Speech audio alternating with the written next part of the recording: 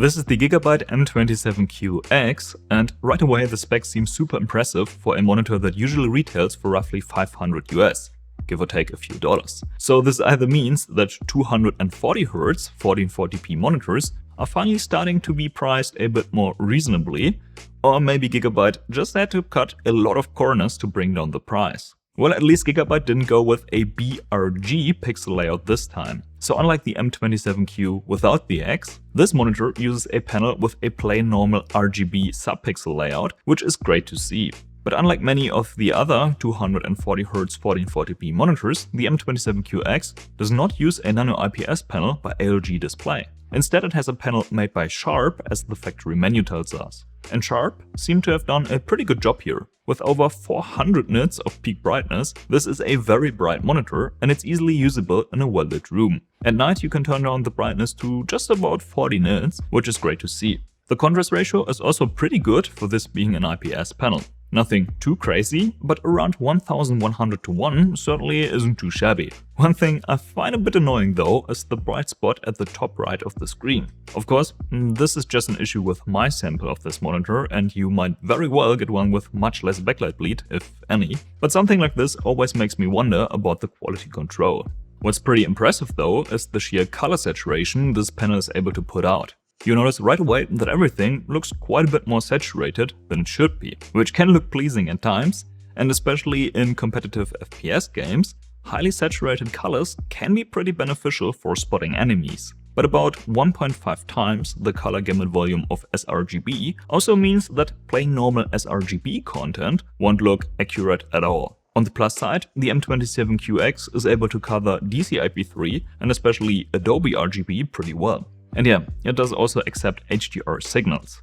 But besides those nice and saturated colors, this is not a great HDR experience. There's no local dimming, and the image doesn't get any brighter in the HDR mode, so you can just as well leave the HDR mode turned off. Now when it comes to color accuracy, Gigabyte did an okay job with the default setup. There's a bit of a magenta tint with my unit, but I like that the color temperature and the gamma are about where they should be. As we're testing against sRGB, it's really no surprise that the overall delta E is much too high, which is mainly caused by the oversaturation. Luckily, Gigabyte also decided to include an sRGB mode to keep the saturation under control. And to my surprise, this mode is not total garbage, but actually even pretty decent. It's a bit of a shame that the RGB adjustment is locked in this mode, so we can't correct the white point, but other than that, this is a good sRGB mode.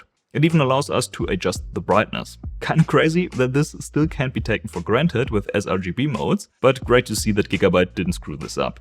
Now if you want the full color saturation, you should dial in some custom settings. And I was able to get good results with minimal adjustments. The only thing I'm not too happy about is the somewhat high delta H, suggesting that the color hues are not quite where they should be. At least this is correctable with an ICC profile. And after a full calibration and profiling, the results are as good as it gets. And even the much larger color spaces are usable for color work. DCI-P3 shows a somewhat high maximum delta E, but at the very least you can easily use this monitor for professional color work in the Adobe RGB color space once calibrated. And that's quite an achievement for a gaming monitor. In case you don't have access to calibration hardware, I recommend using these settings, and I'd also suggest applying the ICC profile that you can download from the link in the video description. Now before we take a look at the response times and all the other gaming related stuff, here's a word about the sponsor of this video. Surfshark is an easy to use VPN service that works on pretty much any device, including Android and iOS. And there even is an app for Chromecast with Google TV. As I'm living in Germany, I don't have access to all Netflix series and movies that are available in the US, for instance. But with Surfshark, I can choose a server almost anywhere in the world and use this server to connect to the internet. So by choosing a US-based server, Netflix thinks that I'm actually located in the US and lets me stream series like Hunter x Hunter, for instance, which isn't available in Germany right now. And there are quite a few more series and movies on Netflix and other streaming services that just aren't available in every part of the world without using a VPN. Apart from that, Surfshark VPN is also pretty useful to get around things like government restrictions or access geo-blocked websites that otherwise wouldn't be available in your country. If you'd like to get Surfshark VPN, just follow the link in the video description and enter the promo code TANKLESS for a holiday special 85% off and 3 extra months for free. This special offer is available until the 31st of December. Back to the video. Now, the M27Q X is not validated as G-Sync compatible by Nvidia. But despite the lack of an official certification, G-Sync works without any flaws. I couldn't detect flickering or any other defects. The only thing I'm not 100% happy with is how the monitor handles LFC.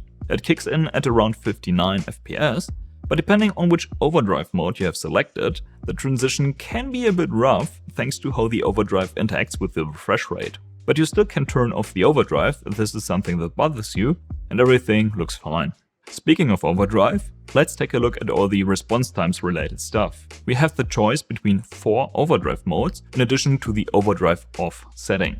The modes off, Smart OD, Picture Quality and Balance all look pretty good at first glance. So we actually have a decent number of modes that are all viable at the maximum refresh rate. Really, the only mode that you should 100% avoid at all circumstances is the speed setting. Now, on closer inspection, Smart OD and Balance both look extremely similar. And well, I think these two are basically the same overdrive mode. And that's confirmed by the response time measurements that virtually look identical. I'm not a big fan of Gigabyte essentially duplicating overdrive settings, but this at least makes choosing a mode a bit easier. So it's either the picture quality setting or Smart OD/Balance.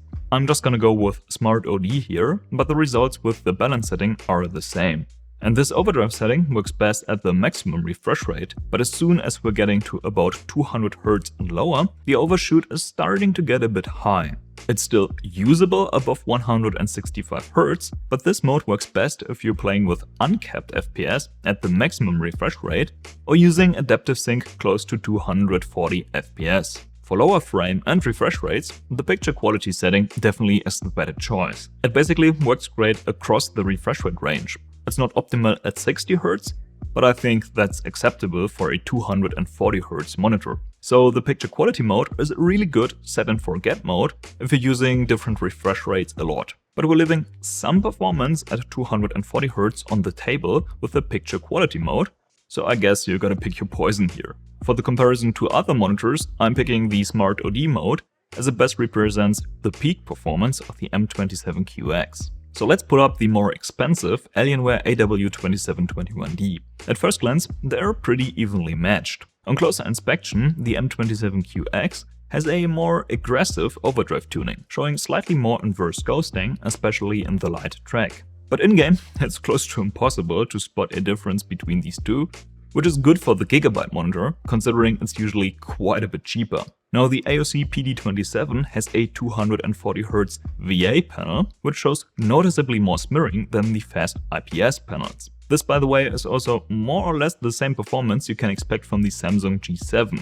And this is what a fast TN panel looks like in comparison, which still is superior when it comes to pure response times performance.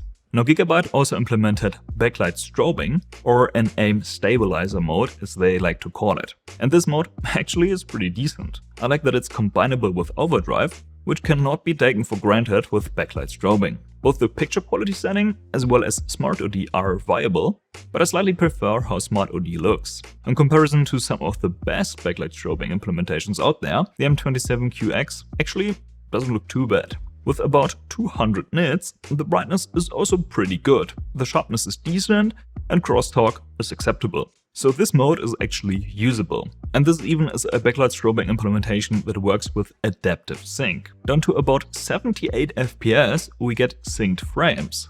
But at this point, the strobing mode is starting to glitch out occasionally. Realistically, you want to be using this very close to 240 Hz, because here it looks the best. Personally, I slightly prefer the unsynced strobing with uncapped FPS, at least in case I'm getting north of 240 FPS. But it's nice to see that we're getting the option for synced backlight strobing. And that's something you probably want to give a try if you're playing a lot of first-person shooters. Now, hardcore gamers will also be pretty happy to see that the base of the stand is reasonably small and doesn't protrude much, which of course is good for getting the monitor close without getting in the way of the mouse. I'd be even happier if the base was a bit smaller side to side, but it's fine.